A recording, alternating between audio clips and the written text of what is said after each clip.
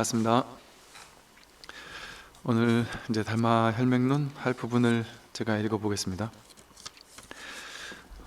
지난번에 이제 만약 견성하지 못했더라도 염불하고 경읽고 보시하고 계행을 지키고 정진하며 널리 복을 닦고 이로운 일을 한다면 부처가 될 수 있습니까? 하고 물었더니 답한다. 될 수 없다. 이렇게 얘기를 했어요. 다시 물었습니다. 어찌하여 안 됩니까? 그랬더니 작은 것이라도 얻을 법이 있다면 이는 유의법이요 인과법이어서 과보를 받는 것이니 이는 곧 윤회하는 법이라서 생사를 면치 못하는데 언제 부처를 이루겠는가? 이렇게 얘기를 했어요. 성불하려면 모름지기 견성해야 한다. 견성하지 못하면 인과 등의 말이 모두가 외도의 법이 된다. 만약 부처라면 외도의 법을 익히지는 않는다. 부처는 업짓는 사람이 아니며 부처에게는 인과도 없다. 조금이라도 얻을 법이 있다고 한다면 이는 모두 부처를 비방하는 짓이니 어찌 부처가 되겠는가? 우리 생각에는 염불하고 경읽고 보시하고 계행을 지키고 정진하고 하면 부처가 될 수 있을 줄 알았는데 달마 스님의 생각은 좀 다른 거예요. 될 수 없다. 딱 잘라서 될 수 없다. 이렇게 말하죠.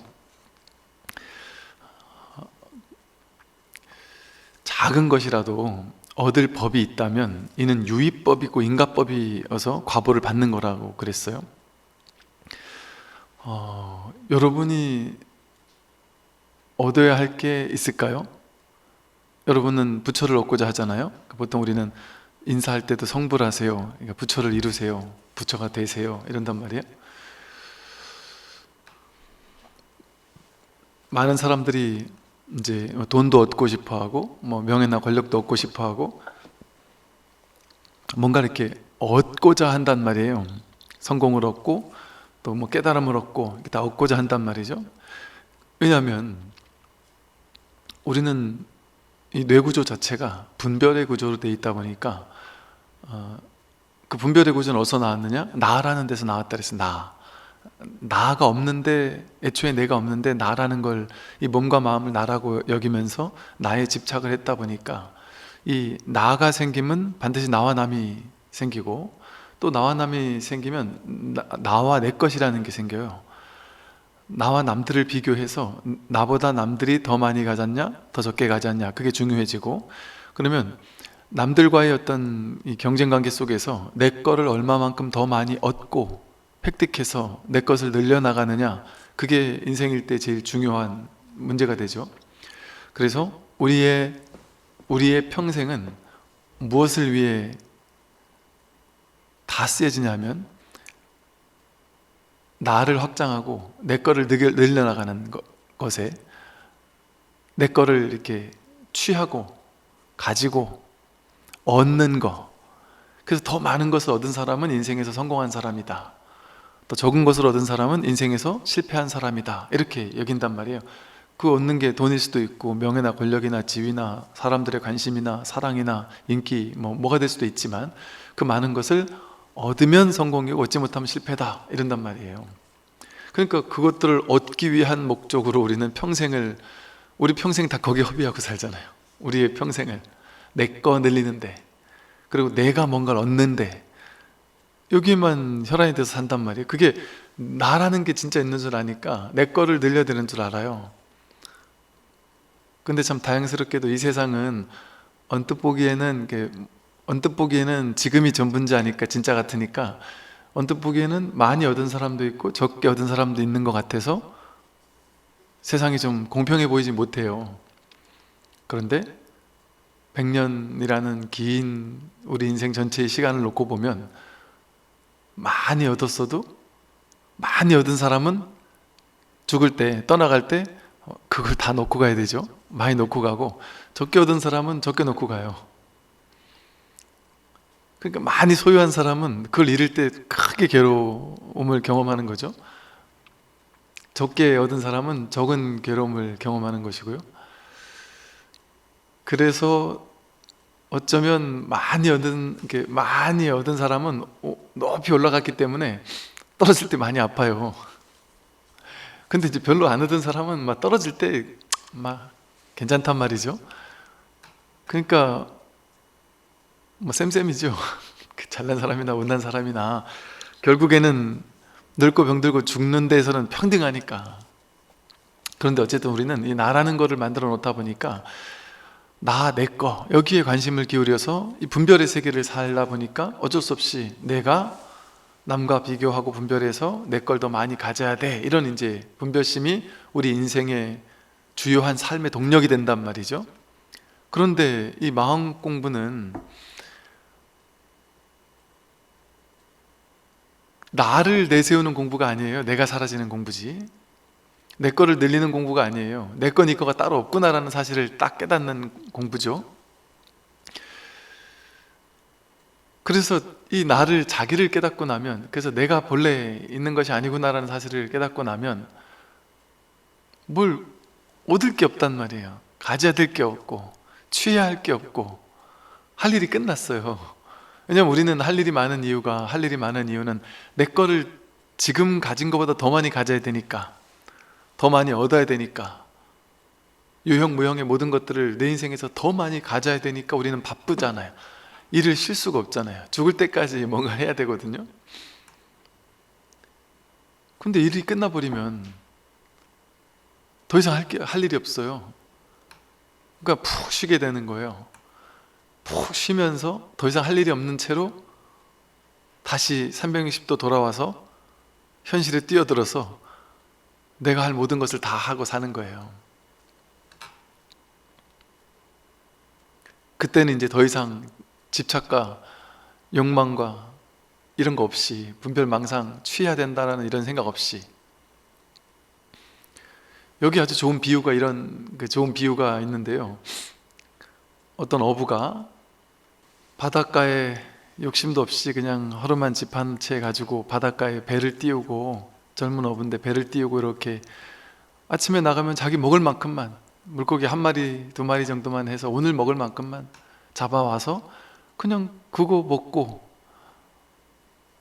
그냥 최소한의 만족을 하면서, 조금 더 잡으면 그거 가지고 쌀이랑 뭐 다른 거 먹을 거 바꿔와서 그때 먹을 만큼만 그냥 해결하면서 아무 고민도 없이 거기 이렇게 편안하게 안주하며 살더라는 거죠. 너무 행복하고 너무 평화로워 보이는 거예요, 이 친구는. 근데 이제 세계적인 이제 경영 전문가, 경영 컨설턴트 하는 사람이 여기까지 휴가를 와서 쉬고 있다가 그 사람을 본 거예요. 그 사람을 보니까 정말 이 사람은 정말 어이없구나. 이 사람은 어찌 이렇게 게으르게 사냐, 어찌 이렇게 삶의 욕망도 없고 뭔가 성공에 대한 의지도 없고 저렇게 그냥 진짜 쓸모없는 인생같이 저러고 살고 있을까. 그래서 이제 이 회장이 이 사람에게 내가 한번 경영 조언을 해주면 이 뭐 시간당 엄청 비싼 값인데 당신한테 내가 공짜로 해주겠다.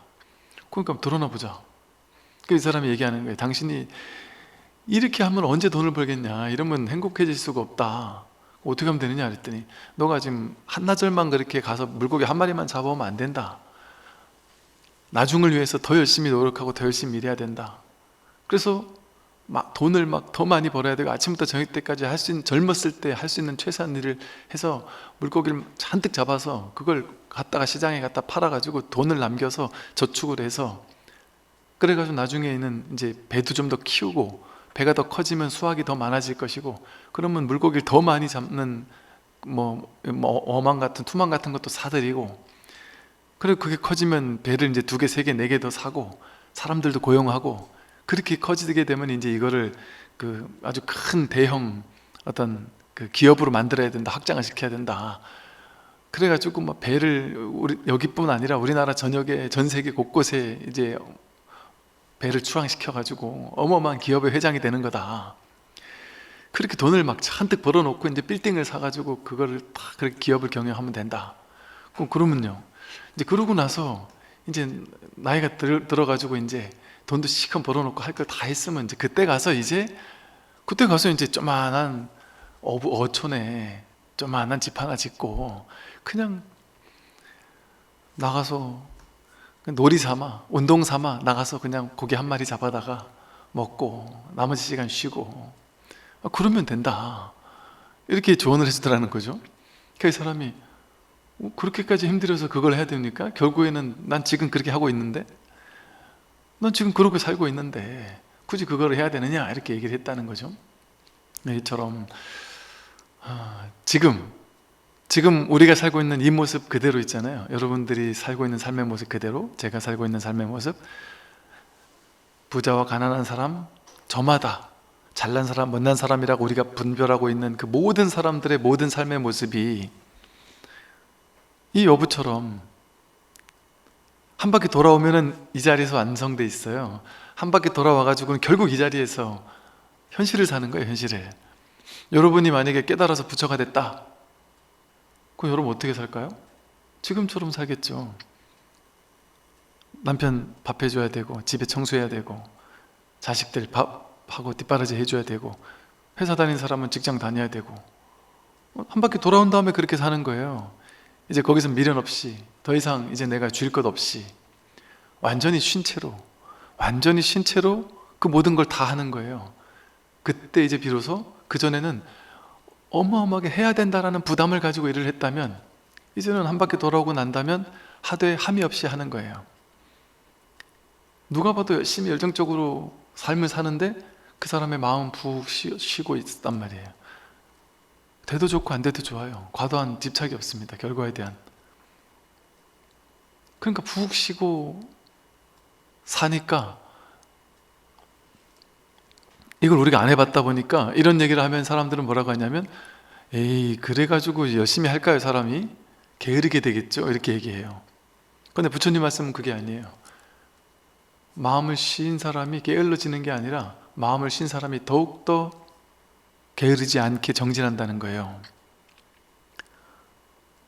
그 부처님 가르침을 보면 이렇게 마음을 다 쉬어야 된다, 내려놔야 된다, 본래 무하고 본래 공하기 때문에 푹 할 일이 없다, 내려놔야 된다, 이런 얘기를 한단 말이에요. 그런데 부처님 경전에 보면 게으르지 마라, 정진해라는 얘기가 엄청 나오거든요. 겉으로 봤을 땐 전혀 게으르지 않아요. 이 공부를 하는 사람이 열심히 일한단 말이에요. 근데 하되 함이 없이 할 뿐이지. 그래서요, 이렇게 우리가 뭐랄까 이제 열심히 그 삶을 사는데,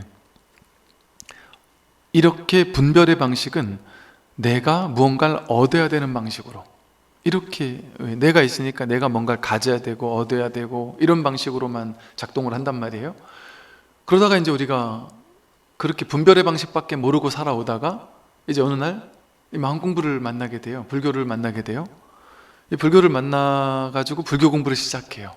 그런데 나는 태어나서 여태까지 나에게 있어서 내 머릿속에서 공부라는 것은 지식을 취하는 거, 가지는 거, 뭔가 소유물을 늘리고 확장하는 거, 얻는 거, 이렇게 취사간택하는 거밖에 해본 적이 없는 거예요. 그거 외에는 한 번도 해본 적이 없죠. 그런데 이제 불교 공부는 그렇게 하는 게 아닌데, 취사간택하는 게 아닌데, 취부득 사부득 취할 것도 없고 버릴 것도 없는 공부인데, 이런 공부를 너무 낯선 거예요. 한 번도 해본 적이 없으니까. 그러니까 세상 공부랑 똑같이 불교 공부를 한단 말이에요. 처음에는 누구나 그래요. 누구나 다 그래요. 100% 거의 다. 그 처음에는 어떻게 불교 공부를 하냐면, 불교에서 그래서 방법이 뭐예요? 그래서 내가 얻어야 될 게 뭐예요? 얻어야 될 거 부처, 이렇게 방편을 쓴단 말이에요. 그러니까 오케이, 부처를 얻기 위해서 그럼 내가 뭐 해야 돼요? 연불 하면 돼요? 독경하면 돼요? 경 읽고 보시하고 계행을 지키면 돼요? 이 방법론을 물어봐요. 그러면 어쩔 수 없이 처음에는 절에서도 사람들은 분별밖에 해본 적이 없으니까 취하고 가지고 방법을 가지고, 방법이라는 건 반드시 여기서 저기로 가는 방법이잖아요. 그러니까 둘로 나누는 이법이거든요. 근데 그렇게 얘기하지 않으면 사람들은 이해를 못하는 거예요. 머리는, 분별은. 그러니까 어쩔 수 없이 이 분별이 이해할 수 있는 방편을 쓴단 말이에요. 그 방편? 이거 방편이 할 게 없는데, 방법이랄 게 없는데, 따로 방법이 없는 건데, 이렇게 얘기하면 사람들이 못 알아들으니까 어쩔 수 없이 어쩔 수 없이 정말 그래서는 안 되는데 어쩔 수 없이 부득이하게 방편을 쓰지 않을 수가 없는 거예요. 그래서 나온 게 경전이고 가르침이고 방편의 수행법들이고 그래요. 그래서 부처님 가르침은 방편은 쓰고 버리는 거다 그러잖아요. 그래서 임시 방편이라고 하잖아요. 방편은 반드시 임시예요. 임시로 쓰고 반드시 버려야 돼요. 방편을 애지중지해서 이게 절대 진리인 것처럼 쥐고 있으면 큰일 나는 거예요. 근데 뭐가 방편이에요? 팔만대장경이 전부 다 방편이에요. 버려야 돼요. 팔만대장경. 아니 반야경, 우리가 제일 잘 아는 반야심경 반야경부터가 벌써 보세요. 파라미타, 바라밀다, 여기서 여기 차 안에서 저기 피안으로 건너간다, 이런 방편을 쓰잖아요.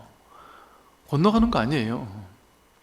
근데 중생은 둘로 나눠놓고 여기서 절로 간다, 가는 방법은 뭐다, 이렇게 설명해 줘야 중생이 알아들으니까 어쩔 수 없이 이렇게 저 피안의 언덕으로 건너간다라는 방편이 나온 거예요. 근데 건너간다라는 생각을 하고 있으면 절대 못 건너가요.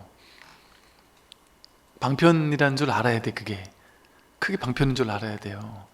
그래서 그렇게 설명을 해놓고도 이제 반야경에서는 항상 계속 얘기하거든요. 근데 결국은 공한 거다, 이걸 알아야 된다. 이게 핵심이다. 그렇게 방편을 썼지만 차안도 공하고 피안도 공하다. 일체법이 정신적, 육체적, 물질적 일체 모든 것이 전부 다 공하다라는 것을 꿰뚫어 보는 거, 그게 반야지혜다, 이렇게 얘기한단 말이에요. 그게 공관이다, 이런단 말이에요. 그러니까 본래는 여기도 없고 저기도 없다라는 얘기거든요. 분별이 없다는 거거든요. 그래서 이렇게 항상 바른 법에서는, 그러니까 경전을 볼 때는 딱 두 가지를 볼 수 있어야 돼요. 승의제와 세속제, 이게 이제 중간 사상에서 나오는 말인데요. 우리가 진리를 볼 때, 경전을 볼 때,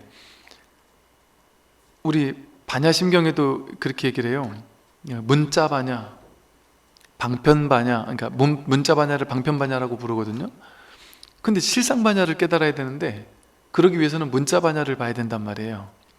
그것처럼 즉 무슨 말이냐면, 이 경전을 볼 때 이 경전이 지금 문자반야인가 방편의 가르침인가, 아니면 방편을 최대한 걷어내고 어지간하면 본질을 바로 곧장 깨뚫고 있느냐, 그걸 봐야 돼요. 그걸 모르면 불교는 진짜 이해할 수 없어. 어떤 경전에서는 여기서 저기로 가야 된다라고 수행을 해야 된다고 그러는데, 어떤 경전에서는 수행은 필요 없다라고 갈 필요 없다고 그러잖아요. 그죠? 경전에서는 또 스님들 설법에 지금까지 들어보면 열심히 수행을 갈고 닦아서 깨달음에 이른단 말이에요.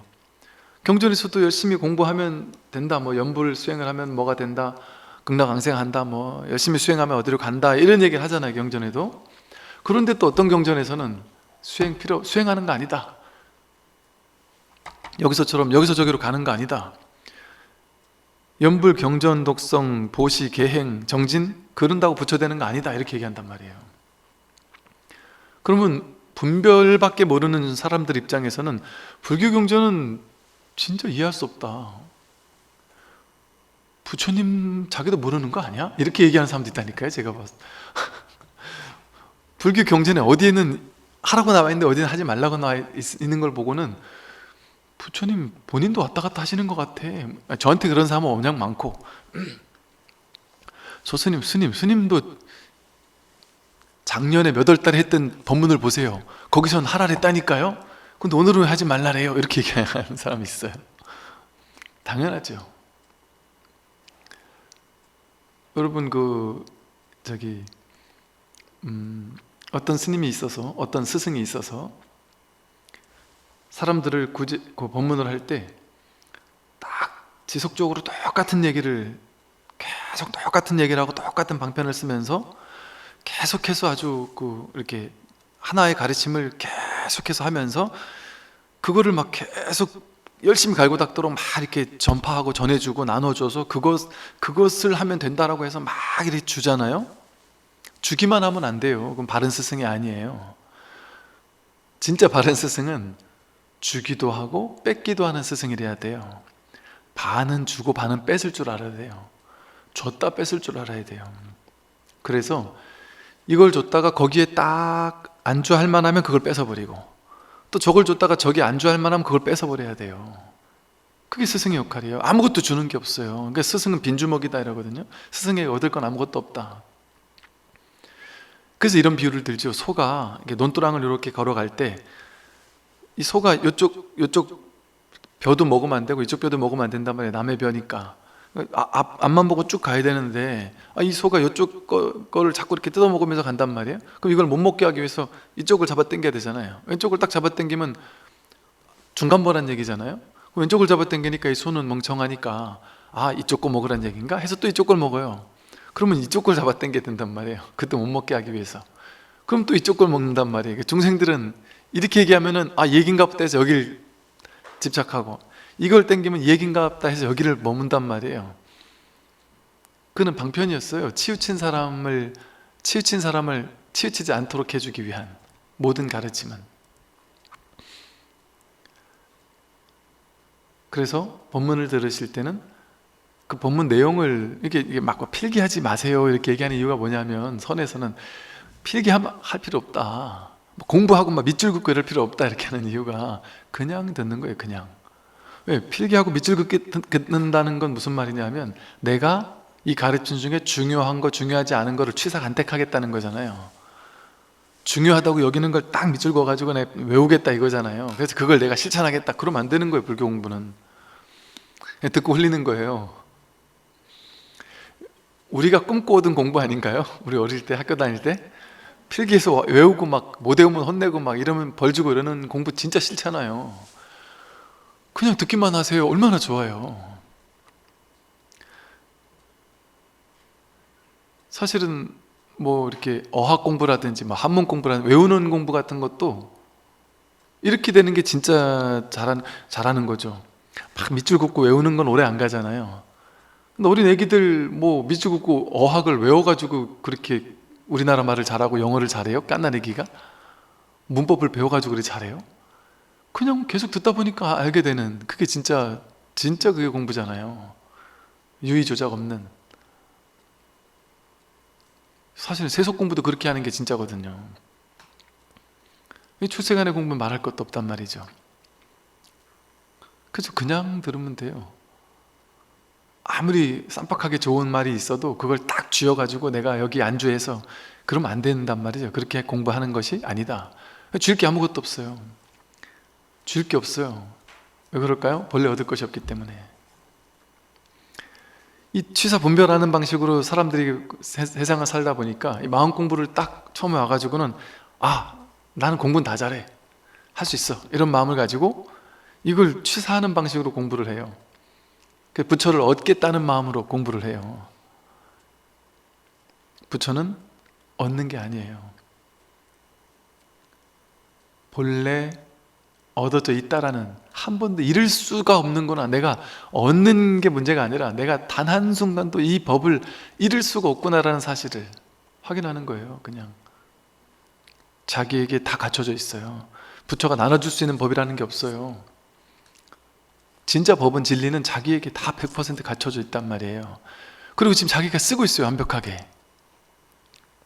부처가 아니면 살 수가 없어요. 제가 하는 말을 들을 수도 없고 숨 쉴 수도 없고 아까 점심에 먹은 음식을 소화시킬 수도 없고 나이가 들 수도 없고 길을 걸을 수도 없고 아무것도 할 수가 없어요. 그 무한한 모든 작용이 전부 다 부처가 일으키는 작용이거든요. 그래서 이거는 얻으려고 마음을 가지면 얻을 수가 없어요. 왜? 얻으려고 하는 거는, 얻는다는 건 뭐예요? 내가 저것을 얻는다는 거잖아요. 대상이잖아요. 대상. 내가 얻었다 하면 그거는 얻은 것이잖아요. 얻은 대상이잖아요. 그러면 얻을 내가 있고 얻은 것이 있잖아요. 그럼 둘이잖아요. 이 법은 둘이 아니라니까요. 불이법이에요. 불이법. 둘이 아니에요. 얻었다 하면 그건 얻은 게 아니에요. 그러니까 여러분이 예를 들어 깨달았다 이러면 깨달은 게 아니에요. 그리고 깨달았다 했는데 사람들이 대부분 그래요. 일주일 전에 체험이 있었습니다 이러면서 찾아와요. 그러면 뭘 물어봐요? 그 사람한테. 그때 얘기는 할 필요가 없다. 그때 얘기는 그때 체험을 했고 그건 왔다 가는 거 아니냐. 그때랑은 전혀 상관없다. 그때 왔는데 지금은 어떠냐. 지금은 지금은 없는데요? 그건 법 아니다 이런단 말이에요. 왜?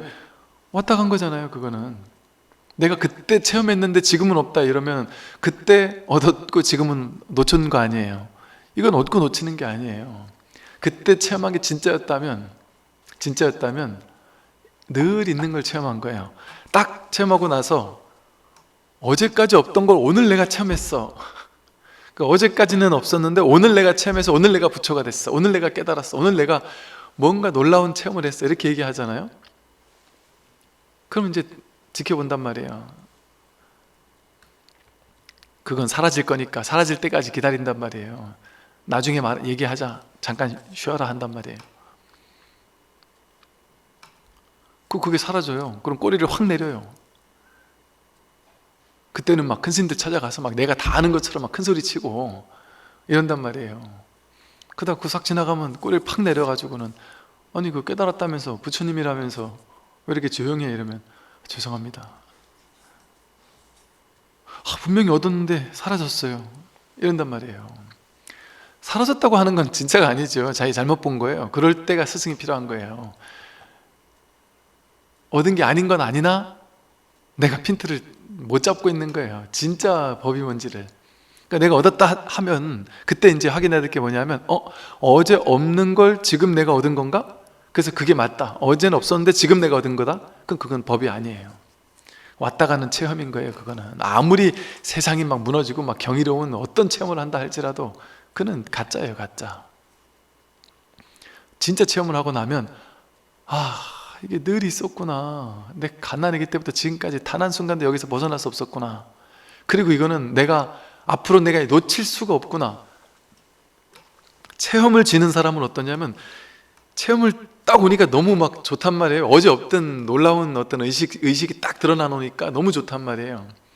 그러니까 자고 일어나면 딱 그거부터 찾아요. 어디 갔나? 어디 안 가게 하려고 챙긴단 말이에요. 법을 챙길 날인단 말이에요. 근데 진짜 체험은 챙길 필요가 없는 거예요. 이거 올 수도 없고 갈 수도 없는구나 라는 걸 확인하는 거예요. 이거 없어질 수가 없는, 내가 챙길 필요가 없는 거구나.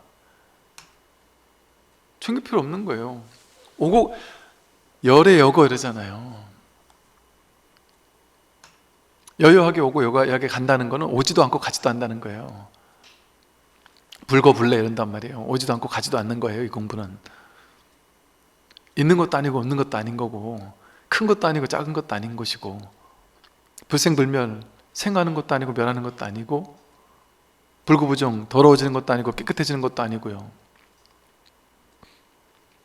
그러니까 어제 그저께 늘 내가 쓰던 거, 그걸 지금 문득 그냥 확인해 보는 거예요. 그래서 우리는 본각이라 해요. 본래 깨달아 있어요. 본래 깨달아 있어요. 누구나 100% 다 본래 깨달아 있어요. 그런데 본래 깨달았지만 본래 깨달았다는 걸 모르고 사는 거예요. 그냥 모르고 살다가 문득 이 사실을 확인하고 나면 그때를 시각이라 그래요. 원래는 본각이지만 비로소 지금 깨달은 줄 아는 거예요. 깨달음이 다시 시작된 줄 아는 거예요. 불각, 깨달음을 놓쳤다가 다시 이제 시작된 깨달음인 걸로 착각한단 말이에요. 사람들은. 그러니까 그 시각의 체험이 한 번은 있어야 된다. 안목에 딱 달라지는 전환의 어떤 시점이 한 번은 있어야 한다. 그래야 그 전과 후가 안목이 확 달라지니까. 그러니까 체험의 유무가 이 공부가 됐냐 안 됐냐를 알려주는 게 아니라 안목이, 이 법을 보는 안목이 달라졌느냐 안 달라지냐, 그게 중요한 거예요. 그게 늘 있는 것인 게 맞느냐. 근데 물론 이제 처음 이 사실을 확인하고 나면 어쩔 수 없이 이제 막 분별에 자꾸 끌려다니기도 하고, 오랫동안 오래오래 10년, 20년, 30년 이제 돈 오후 점수를 해야 된다 그러죠. 끌려다니기도 하고, 또 처음에는 이제 또 챙기기도 해요. 왜냐면 이거 놓칠 수가 없는 건데 놓친 것 같단 말이에요. 왜? 분별을 하니까. 분별의 습관이 여전히 남아 있으니까 분명히 확인은 했단 말이에요. 그런데 머리로 어딨지 하고 이렇게 찾으려고 하면 놓친 것 같아요. 되게 혼란스럽더라니까요. 되게 혼란스러워요. 처음에는 놓친 것 같아요. 왜 놓친 것 같을까요? 찾으니까 놓친 것 같은 거예요. 왜? 우리 분별은 자꾸 찾아야 될 것 같단 말이에요. 어제 찾은 거 내 잘 있나? 이걸 확인해야 될 것 같단 말이에요. 그게 분별의 습관이거든요. 그러니까 분별로 있는 걸 확인하고 싶어 하는 거예요. 이건 분별로 확인할 수 있는 게 아닌데. 그러니까 찾으면 없어요. 찾지 않으면 늘 거 있고. 이런 말 머리로 이해 안 되는 얘기가 나오는 법문을 하는 이유가 거기 있단 말이죠. 근데 이게 오래 가요. 그러니까 처음에 되게 혼란스러워요. 찾았는데 놓쳤다가 다시 찾은 것 같다가, 또 어떨 때는 법문 들을 때는 맞아 하면서 확실한 것 같다가, 법문 안 듣고 있으면 또 희미한 것 같다가 놓친 것 같다가, 그러다가 그냥 중생으로 돌아가는 일도 많단 말이에요. 중생으로 돌아간다는 거는 이 자리를 모른다기보다는 그냥 그 습에 물들어서 그냥 그러고 사는 거예요. 이게 귀한 줄 모르는 거예요. 너무 평범하고 너무 아무것도 아니니까, 이게 그래서 발심을 하라고 하는 거예요. 이 공부에 대한 진지하고 이걸 귀한 줄 아는 그 발심 있는 사람이 공부해야 되지, 그냥 아무나 이 공부를 할 수도 있지만 해가지고 이 자리를 확인할 수도 있어요. 발심 안 돼 있는 사람도. 근데 그런 사람은 이 공부를 끝끝내 못해요. 금방 퇴전해요, 퇴전. 이건 아무것도 아닌데 이걸 가지고 뭔 저렇게 불교에서는 대단하게 여기지? 하고 더 이상 공부 안 하는 거예요. 그럴 수 있는 측면이 분명히 있습니다. 있기도 해요, 그런 측면이. 그리고 실제 그런 사람들도 있고. 그래서 이 공부는 얻는 게 아닙니다. 본래 얻어져 있구나 하는 걸 그냥 확인하는 공부죠. 그래서 이제 그게 이제 일반 분별의 습관이 그렇게 자꾸 하려는 공부를 좀 이제 포기가 돼야 돼요. 성불하려면 견성을 해야 된다고 했고요. 견성하지 못하면 인과 등의 말이 모두 외도의 법이 된다. 인과가 외도의 말이죠. 인과는 그냥 현실 세계에는 인과의 법칙에 지배받잖아요. 근데 이 공부에는 원인 결과가 없어요. 부처는 업짓는 사람도 아니며 부처에게는 인과가 없다라고 얘기했잖아요. 이거 되게 중요한 얘기예요. 부처는 업짓는 사람이 아니며 부처에게는 인과도 없다. 부처에게는 인과가 없다니까요. 그 말은 무슨 말이겠어요? 이 진실의 자리에는 인과가 없어요. 인과가 있으려면 어제 원인을 지으면 그 결과 오늘 이런 과보를 받는다는 거잖아요. 어제 좋은 업을 지으면 오늘 좋은 과보를 받거나, 오늘 좋은 업을 지으면 내일 좋은 과보를 받는다는 거잖아요. 그럼 필연적으로 지을 때와 받을 때가 둘로 나뉘잖아요. 그럼 필연적으로 시간이 벌어지잖아요. 원인을 제공하고 그 이후의 결과가 드러나는 때까지 시간이 필요하잖아요. 시간은 진실하지 않은 거예요. 시간은 분별이에요. 여러분, 시간을 진짜로는 경험해 봤나요? 진짜로는 시간을 경험 못해요. 우리가 생각 속에서만 시간을 떠올릴 수 있을 뿐이지, 항상 눈앞인데요, 항상 지금인데요, 항상 여기인데요. 우리가 살고 있는 삶의 생명의 장은 언제나 지금 여기인데 어떻게 다른 때나 다른 시간을 경험할 수 있어요? 생각으로만 시간과 다른 시간을 추상할 수 있을 뿐이지, 뭐 시간이라는 건 본래 없어요. 그러니까 부처님이 하시는 얘기가 부처에게는 인과가 없다 이런 말이 뭐 대단한 얘기가 아니에요. 어찌 보면 당연한 얘기예요. 우리 삶에서 항상 경험하고 있는 얘기예요. 그런데 우리는 분별을 주라고 여기고 분별의 세계만 살아왔다 보니까 지금 물을 마시니까 물 마시고 나니까 지금 이제 갈증이 해소됐네, 그렇게 생각하고 사는 거예요. 실제 벌어지는 일을 보란 말이에요. 자기에게서 인과가 진짜 있느냐. 나 지금 기분이 우울한데요? 가만히 생각해보니까 어제 아니면 오늘 아침에 누구한테 욕먹어가지고 기분이 우울한 거예요. 우리는 그 생각한단 말이에요. 우울할 때 항상 내가 왜 우울하지? 아까 그 사람한테 욕먹었으니까 우울하지, 이렇게 생각하고 그걸 당연시해요. 시간에 인과의 틀에 딱 사로잡혀 있는 게 중생이거든요. 근데 진짜 벌어지는 건 뭐예요? 지금으로 돌아오면, 눈앞으로 돌아오면, 목전에 눈앞으로 딱 돌아오면, 아까 욕하고 떠난 사람은 이미 가버렸어요. 욕하고 떠나고 간 거를 가지고 내가 덧씌워가지고 생각으로, 판단, 분별로 막 생각을 꼬리를 물고 덩치를 키워가지고 두 번째, 세 번째 화살을 만들어서 점점 더 우울해지는 느낌을 가지는 거예요. 그 생각을 믿다 보니까. 그런데 진짜 지금 있는 건 뭐냐? 그 생각 내려놓으면, 그 생각이 없으면 지금 그 우울함이 있어요? 그 기분 나쁨이 있어요? 그 사람이, 나를 욕한 그 사람이 있습니까? 눈앞으로 딱 돌아오면 지금 아무 일이 없어요. 실제로는 아무 일이 없잖아요. 지금 그 사람이 이미 떠나버렸잖아요. 지금 눈앞에서 그 사람이 경험되냔 말이에요. 그리고 그 사람이 그럼 다시 올 건데요? 그럼 다시 왔다 쳐요. 그 사람이 다시 왔어요. 아까 나한테 욕한 사람, 그 생각이 없으면 이 사람은 그냥 한 사람일 뿐이에요. 아까 욕한 사람이라는 게 지금 눈앞에 온 게 아니잖아요. 그냥 한 존재가 드러났을 뿐이지. 그래서 그냥 볼 뿐이잖아요. 우리는 진짜의 경험은 볼 뿐이잖아요. 분별을 내려놓으면 보자마자 해석하는 거를 우리는 주인 삼아서 보자마자 해석한 걸 내가 봤다고 여기잖아요. 우리는 이 사람은 나쁜 사람, 저 사람은 좋은 사람, 이 사람은 나한테 해코지하는 사람, 이 사람은 나를 도와주는 사람, 해석한 사람을 만나잖아요. 우리는 진짜는 그거는 생각이 만나는 세상이잖아요. 생각으로 마주하는 세상이잖아요. 분별로 마주하는 세상이잖아요. 근데 진짜 마주하는 세상, 분별 이전 첫 번째 자리에서 보면 나한테 잘했던 사람이나 나한테 못했던 사람이나 그냥 똑같은 한 사람이에요. 누가 나쁜 놈이 나한테 와서 커피를 한 잔 갖다 주든 착한 사람이 한 잔 갖다 주든 커피 한 잔이에요 그냥. 근데 속으로 내가 싫어하는 사람이 갖다 주면 저놈이 나한테 뭔 꿍꿍이가 있어서 나한테 뭔 짓을 하려고 또 저랬을까? 이거 침 뱉어가지고 갖다 놨나?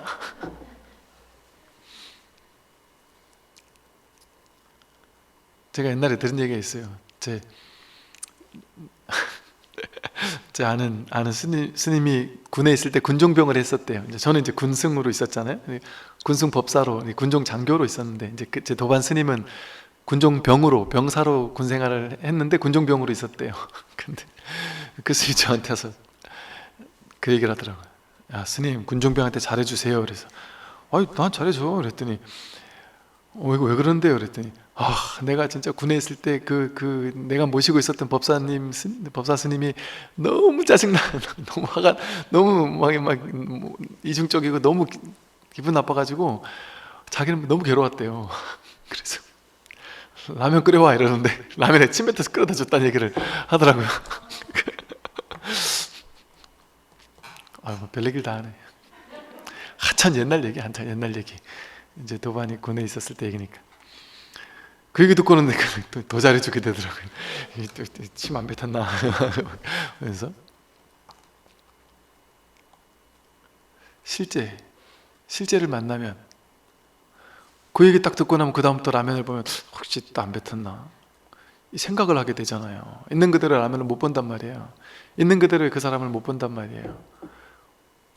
여러분들이 지금 만나는 모든 사람은 진짜 그 사람은 한 번도 못 만나요. 여러분이 만나는 모든 사람은 진짜 그 사람이 아니에요. 여러분 머릿속에서 재해석한 그 사람이에요. 자기 머릿속에 가상현실, 메타버스 같은 가상현실을 만들어 놓은 다음에 그걸 유식무경이라 해요. 오로지 자기 인식, 유식무경, 바깥 경계는 실제 없다. 실제 못 본다. 우리가 자기 인식만 본다는 거예요. 유식무경, 오로지 자기 인식만 보고 바깥 경계를 못 만난다는 거예요.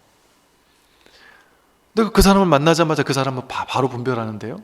심지어는 처음 만난 사람도 분별해요. 처음 만났는데 내 스타일이다 이러고요. 처음 만났는데 왠지 재수가 없어 이런단 말이에요. 처음 만나고 멀쩡한 사람인데도 재수없다 그럴 수도 있어요. 왜? 내가 저런 사람한테 옛날에 더럽게 차였어. 저 사람도 그런 종족일 거야 이러면서 기분 나빠할 수도 있어요. 왜? 과거를 가지고 현재를 재해석하는 거예요. 처음 보는 사람조차. 난생 처음 만나는 풍경을 봐도 있는 그대로 못 만나요. 옛날에 어디서 만났던 그것보단 별로네 이런 식으로 재해석하는 거예요. 현실을. 있는 그대로의 현실을 못 만나요. 우리는 과거를 통해 현재를 만나요. 내 머릿속에 들어있는 과거의 의식을 통해서 현재를 만나요. 그러니까 진짜 현재를 만나는 게 아니죠. 늘 과거에 사로잡혀 있는 거죠. 분별의식의 노예처럼 사는 거죠. 분별의식이 나를 지배하도록 허락해버리는 거예요. 진짜 날것의 삶을 못 만나고 죽어있는 과거를 만나는 거예요. 평생토록 지금까지 그렇게 살아왔단 말이죠. 그래놓고 내가 이건 나쁘고 이건 좋아라고 해석해놓고 내가 해석해놓은 나쁜 거라는 걸 만나면 막 화가 나요. 내가 해석해놓은 좋은 걸 만나면 막 더 갖고 싶어 집착하고 한단 말이에요. 못 가지면 괴롭고 이거는 자꾸 만나게 되면 괴롭고 자기 생각이 만든 취사거든요. 자기 생각이 그렇게 만든 거거든요. 버려야 된다. 더 가져야 된다 하는 것도. 그 생각, 그 분별 인식을 내려놓으면 그냥 늘 지금이에요. 인과가 없어요. 실제 우리 인과를 만나지 않잖아. 인과를 만난다는 건 생각의 세계에서 내가 옛날에 이렇게 했더니 얘가 나한테 지금 이러는구나 이렇게 해석한 거잖아요. 근데 실제 지금으로 보면 그냥 그럴 뿐이에요. 실제는 실제로는 인과가 없잖아요. 우리가 어떻게 인과를 경험해요? 물을 먹었을 때 먹었을 때고, 지금 먹고 나니까 갈증이 해소됐다 했을 때 그냥 해소된 거예요. 지금 먹는 때고, 먹었으니까 해소가 됐다, 이거는 이제 생각이잖아요. 기억이잖아요. 이게 시간이잖아요. 시간. 그건 마실 뿐이에요. 그건 지금 이럴 뿐이고, 항상 그렇죠. 근데 우리는 분별을 주인 삼아 살아왔다 보니까 이렇게 본래 인과 없다는 이걸 모른단 말이에요. 그리고 또 부처는 업 짓는 사람이 아니에요. 우리는 행위하는 게 전부 다 업이 되죠. 우리가 하는 행을 유의행이라 그래. 유의행. 그래서 우리가 유의 조작의 행, 유의함이 있다 이거예요. 함이 있다. 해도 해 따르는 상이 남는다는 거예요. 보시해놓고 내가 보시했다 하는 상을 유의로 딱 조작해서 그걸 붙잡아 놓는단 말이에요. 또 잘못하고 나면 내가 잘못했다 하고 막 죄의식을 딱 쥐고 있고, 착한 일 한 거, 잘한 일 한 거 다 이렇게 내가 취하고 쥐고 있단 말이에요. 했다 하는 상을 가진단 말이에요. 착한 일 하고 나는 착한 사람 하는 상을 쥐고, 나쁜 짓 하고 내가 나쁜 놈 하는 상을 쥔단 말이에요. 그 유의예요. 유의 조작의 행위 하나하나에 전부 다 그런 조작을 한 것을 다 쌓아두는 거예요. 그렇게 하는 행동을 유의업이라고 불러요. 유의업. 모든 업은 유의업이에요. 유의 조작해서 만들어낸 업이란 말이죠. 근데 부처님은 무의행을 해요. 무의행. 하되 한 바가 없이 한단 말이에요. 그냥 할 뿐 하고 끝이에요. 그냥 매 순간순간을 사는 거예요. 그냥 순간순간을 사는 거예요. 우리는 시간을 살고, 가상의 시간을 살고, 부처는 그냥 늘 눈앞이에요. 눈앞.